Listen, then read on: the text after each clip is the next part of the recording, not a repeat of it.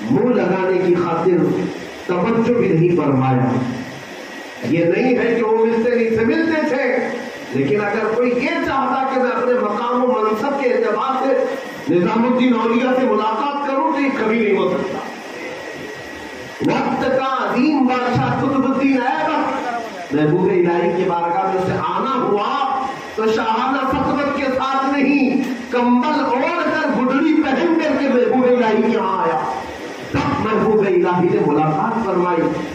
اور اسی کو دیکھ کر کے ایک اور بادشاہ تھا، محبوب الہی کے آستانے پر آنے کی بڑی خواہش تھی، آپ نے منع فرما دیا.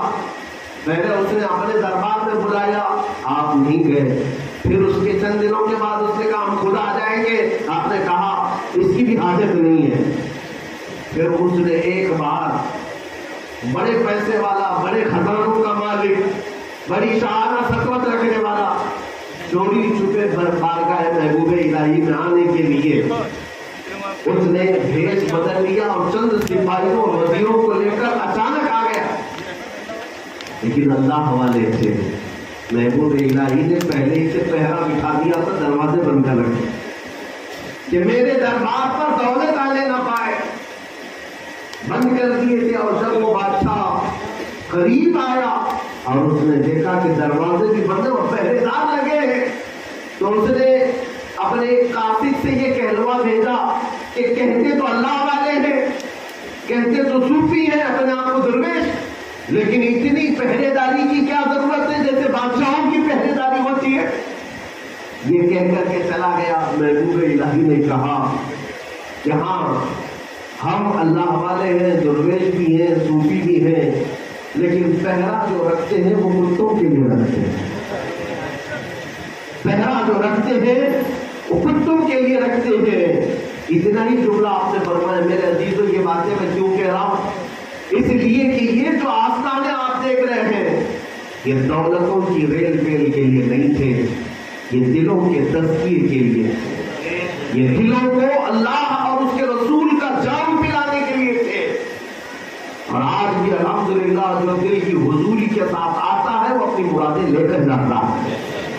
آج اگر تم یہ سمجھتے ہو کہ محبوب الہی کا آستانہ، خواجہ قطب صاحب کا آستانہ، غریب نواز کا آستانہ اس لیے ہے کہ میری دکان نہیں چل رہی ہے، یہاں آ کر کے مانگ لوں گا، بزنس چلنے لگ جائے گا، بچے نہیں نا اولاد مانگ لوں گا، شادی نہیں ہو رہی بیوی کے لیے درخواست لگا دوں گا، ماں باپ بیمار ہیں عرضی لگا دوں گا، یہی سب تمہاری خواہش ہے.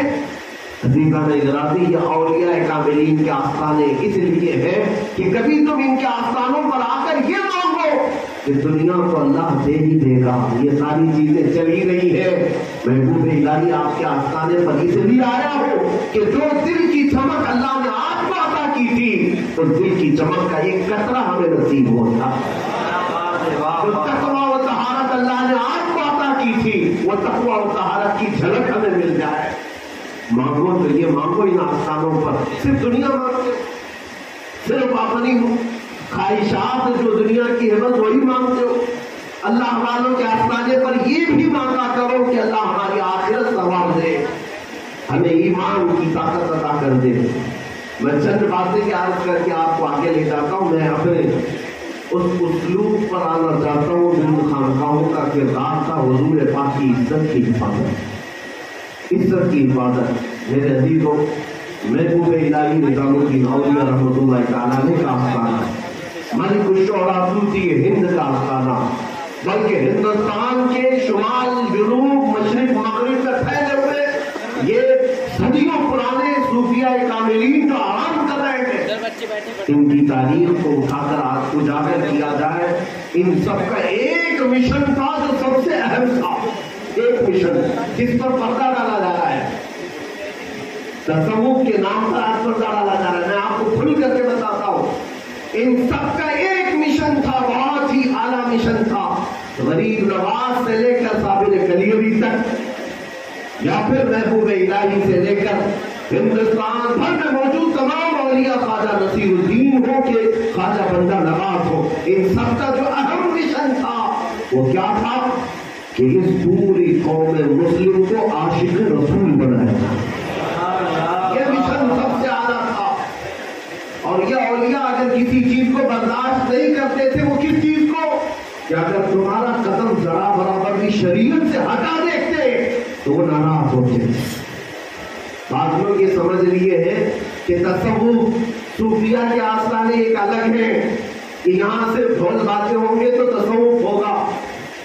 یہاں تصوف کا مطلب اگر یہ کوئی سمجھ کر کے بیٹھا ہے کہ بے عملی کو تصوف کہا جاتا ہے, نماز کے ترک کرنے کو تصوف کہا جاتا ہے, نہیں میرے عزیزوں, ان اولیاء کا جو اصول تھا وہ یہ تھا کہ شریعت پر جو قائم رہا وہی حقیقی صوفی ہے.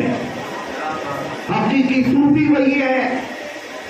حضور پاک صلی اللہ تعالیٰ علیہ وسلم کے قدموں کو چھوڑ کر اگر کوئی صوفی بننے کی کوشش کرتا ہے وہ صوفی نہیں, صوفی ہے. حضور پاک کے طریقے کو چھوڑ کر کوئی صوفی نہیں ہوگا. اور یہی ناموس رسالت ہے. حضور کے طریقے کی حفاظت کرنا یہی ناموس رسالت ہے.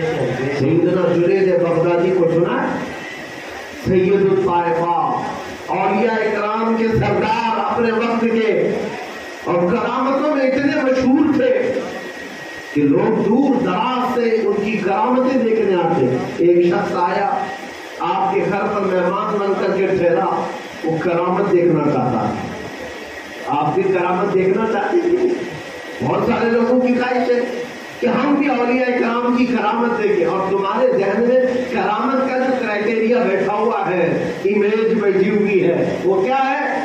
کرامت کا مطلب یہ ہے کہ ابھی یہاں بیٹھے ہیں تو ہوا میں اڑ کے دکھا دیں, ٹھوکر مارے تو سونے کا سکہ نکل آ جائے, پانی پر چل کر کے دکھا دے. ان کو تم کرامتیں سمجھتے ہو. میرے عزیزوں, کرامتیں ایسی ہوئی ہیں لیکن ایسے کام تو جادوگر بھی کر سکتا ہے, شعبدہ باز بھی کر سکتا ہے, نظر بندی کی جا سکتی ہے. میں حضرت جنید بغدادی کے پاس ایک مرید آیا اور رہا 8 دن تک. وہ دیکھنا چاہتا تھا کچھ کرامت دیکھوں جنید بغدادی. 8 دن تک کچھ نظر نہیں آیا. اس نے کہا لوگ ایسی افواہ اڑائے, بڑے کرامت والے, بڑے کرامت والے. اپنا بوریا بستر باندھ کر کے نکلنے لگا. آپ نے پوچھا میاں آئے تھے, کیوں آئے تھے؟ 8 دن رہے, کچھ مقصد بھی نہیں بیان کیا. اس نے کہا صاف کہہ دیتا ہوں, میں آیا تھا آپ کی کرامتوں کا شہرہ سن کر کے. سنا تھا کہ آپ بڑے با کرامت بزرگ ہیں. میں چاہتا تھا اپنی آنکھوں سے ایک آدھ کرامت دیکھ لوں. جنید بغدادی نے پوچھا تو کیا پھر کوئی کرامت نہیں دکھی 8 دن میں؟ اس نے کہا نہیں, کچھ بھی نظر نہیں آیا. آپ نے اس کو بٹھایا, محبت سے پوچھا اے عزیز, تو نے میری صبح بھی دیکھی, دوپہر بھی, شام بھی؟ کہا ہاں میں نے آپ کی راتیں بھی دیکھی, سارے لمحات دیکھ لیے. 8 دن مسلسل آپ کے پیچھے تھا. جنید بغدادی کہتے ہیں اتنے لمحات جو تو نے دیکھا میرے 8 دن, کیا تو نے مجھے رسول پاک کی سنت کے خلاف کوئی کام کرتے دیکھا؟ اس مرید سے پوچھا تو اس نے کہا حضور یہ بات تو میں نے نوٹ کیا ہے, آپ کا ایک کام بھی شریعت سے ہٹ کر میرے مصطفیٰ کی سنت سے ہٹ کر دیکھا ہی. سوتے ہیں, بولتے ہیں, ملتے ہیں, کھاتے ہیں, پیتے ہیں, چلتے ہیں, سب میں رسول پاک کی سنتیں جھلکتی ہیں. تو حضرت جنید بغدادی نے مسکرا کر کہا اے عزیز, اور کون سی کرامت ڈھونڈ رہا تھا؟ حضور پاک کی سنتوں پر عمل کر لینا یہ سب سے بڑی کرامت ہے. نعرہ تکبیر, نعرہ رسالت, عرص مقدس. میرے عزیزوں, حضور کو چھوڑ کر کے تم اگر کرامتیں ڈھونڈنے کی کوشش کرو, ہو سکتا ہے کبھی جادوگروں کے لتھڑ میں چڑھ جاؤ, کوئی بھی تمہیں پھانس سکتا ہے. اسی لیے میرے عزیزوں, اچھا یہ بات میں اولیاء کرام کی وساطت سے کہوں گا کہ ان کا معیار کیا تھا. نبی پاک صلی اللہ علیہ وسلم کی ذات سب سے بڑا معیار. حضرت غوث پاک سے بڑا کون ہے؟ اولیاء کاملین میں وہ قطب الاقطاب ہے, فرد الافراد ہے, اور ان کے متعلق ہمیں کیا بتانے کی ضرورت ہے, بچہ جانتا ہے. لیکن جانتے بغداد میں ایک بار کی یہ بات مشہور ہو گئی کہ دریائے دجلہ کے کنارے اللہ کے ایک ولی آئے, بڑی عبادت گزار ہے, لوگ دیکھنے کے لیے ان کے پیچھے ہجوم لگا دیے. یہ وہ زمانہ تھا جب سرکار غوث پاک بھی بغداد میں موجود تھے. آپ کو جب یہ اطلاع دی گئی کہ دریائے دجلہ کے کنارے ایک اللہ کے ولی آئے, عبادت کر رہے ہیں, آپ بھی اپنا مسلح لے کر کے چل پڑے کہ چلتا ہوں، میں بھی دیکھتا ہوں، میں بھی ملاقات کروں گا، خود غوث، خود قطب الاقطاب۔ لیکن جب آپ کو خبر دی گئی کہ ایک اللہ کا ولی آیا ہے، اس سے ملنے کے لیے آپ اپنی خانقاہ سے چل پڑے۔ جب دریائے دجلہ کے کنارے پہنچے تو پتا چلا کہ وہ اللہ کے ولی جو کئی دنوں سے وہاں عبادت میں تھے، وہ تھوڑی ہی دیر پہلے جا چکے، اور حضرت شیخ عبد القادر جیلانی بعد میں پہنچے، وہ اللہ کے ولی پہلے چلے گئے۔ حضرت غوث پاک فرماتے مجھے بڑا افسوس تھا کہ میں ملاقات نہیں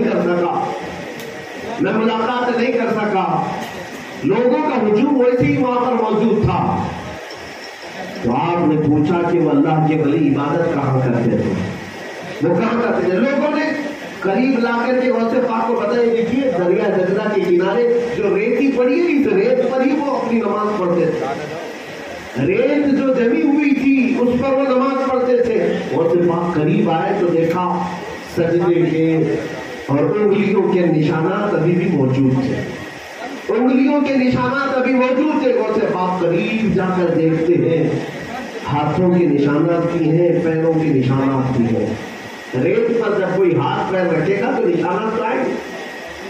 آپ اس کے بعد دیکھ کر غور سے پھر کہتے ہیں، اے لوگوں تم دھوکے میں پڑ گئے، وہ اللہ کا ولی نہیں، جھوٹا آدمی تھا۔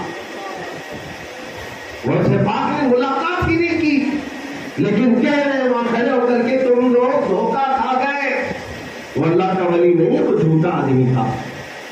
تو لوگوں نے پوچھا شیخ عبد القادر آپ نے ان سے ملاقات بھی نہیں کیا، آپ نے ان کو دیکھا بھی نہیں، اور آپ نے ان کو کہہ دیا کہ وہ نہیں ہے ولی، آپ نے کیسے کہا؟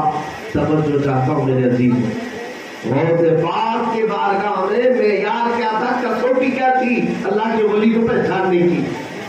کہتے ہیں میں دیکھ رہا ہوں اس کی نمازوں کے نشانات ریت پر موجود ہے، جس کو تم اللہ کا ولی کہہ رہے ہو، جب وہ سجدے میں جاتا تھا اس کے ہاتھوں کی انگلیوں کے نشانات ہیں، یہ دیکھ رہے ہو، یہ 10 انگلیاں کھلی ہوئی پورے نشانات دکھ رہے۔ کہا تو پھر کیا ہوا؟ کہا میرے آقا صلی اللہ تعالیٰ علیہ وسلم جب سجدہ کرتے تھے تو حضور کی انگلیاں سجدے میں جمی ہوئی ہوتی، نبی پاک کی انگلیاں جمی ہوئی ہوتی، اور جس کو تم ولی کہہ رہے ہو اس کی انگلیاں تو پوری کھلی ہوئی دکھتی ہے۔ جو میرے نبی کی ایک سنت چھوڑتا ہے وہ اللہ کا ولی نہیں ہوتا۔ کیا کیسا معیار ہے، کیا کسوٹی ہے! تم کسی کو بھی ایرے گہرے نہ چھوڑو کو سمجھ بیٹھتے ہو کہ اللہ کا ولی ہو گیا۔ میرے عزیزوں، سب سے پہلی بات یہ ہے کہ جو رسول پاک کا عاشق ہے وہی اللہ کا ولی ہے۔ نبی پاک کی بارگاہ میں جو فدا ہو گیا، اپنے آپ کو فنا کیا، وہی اللہ کا ولی ہے۔ اور اللہ کے ولی کو لوگ کیا سمجھتے ہیں؟ یہ طریقت کا ایک الگ علم ہے، اس سے ڈائریکٹ اللہ تک پہنچ جاتے ہیں، اس میں شریعت کی بات نہیں ہوتی، رسول کی بات نہیں ہوتی، خام خیالی میں ہو، بے ان کے واسطے خدا کچھ عطا کرے، بے ان کے واسطے خدا کچھ عطا کرے، ہاشا، غلط یہ ہوس بے فکر کی ہے۔ بے شک ہاں۔ اور اعلیٰ حضرت فاضل بریلوی رضی اللہ تعالیٰ عنہ نے فرمایا ہے، ذکر خدا جو ان سے جدا چاہو نہ جدیو، ذکر خدا اگر اللہ کا ذکر بھی کرنا ہے تمہیں، اور فرماتے ہیں کہ ذکر خدا جو ان سے جدا چاہو نہ جدیو، واللہ ذکر حق نہیں کنجی سفر کی ہے، اسے ذکر حق نہیں کہا جائے گا، یہ تو جہنم کی چابی ہے۔ مصطفیٰ کو چھوڑے بغیر تم ذکر کرنا چاہو گے نہیں مکمل ہے۔ اسی لیے اقبال نے کیا خوب کہا تھا، قلندر لاہوری کہتا ہے محمد کی محبت دین حق کی شرط اول ہے، اسی میں ہو اگر خامی تو سب کچھ نامکمل ہے۔ ہاں، اولیاء کاملین کا جو اصول تھا، خانقاہوں کا اصول تھا، وہ سب سے پہلی چیز یہ ہے کہ وہ حضور کا دیوانہ بناتے تھے، رسول کریم صلی اللہ علیہ وسلم کے قدموں تک پہنچاتے تھے۔ میں ایک اور بات عرض کر دوں، فاضل بریلوی فرماتے ہیں، تم یہ سمجھتے ہو کہ صوفیہ کرام، پیران اعظام یہ ایک الگ شارٹ کٹ راستے سے اللہ تک پہنچا دیں گے؟ آج کے زمانے میں بہت سارے ایسے جعلی لوگ آئے ہوئے ہیں امام مالک رحمۃ اللہ علیہ اور حضرت شیخ عبدالحق محدث دہلوی نے ان کا تو بڑا آپریشن کیا اور فرمایا ہے کہ یہ جتنے بھی جعلی لوگ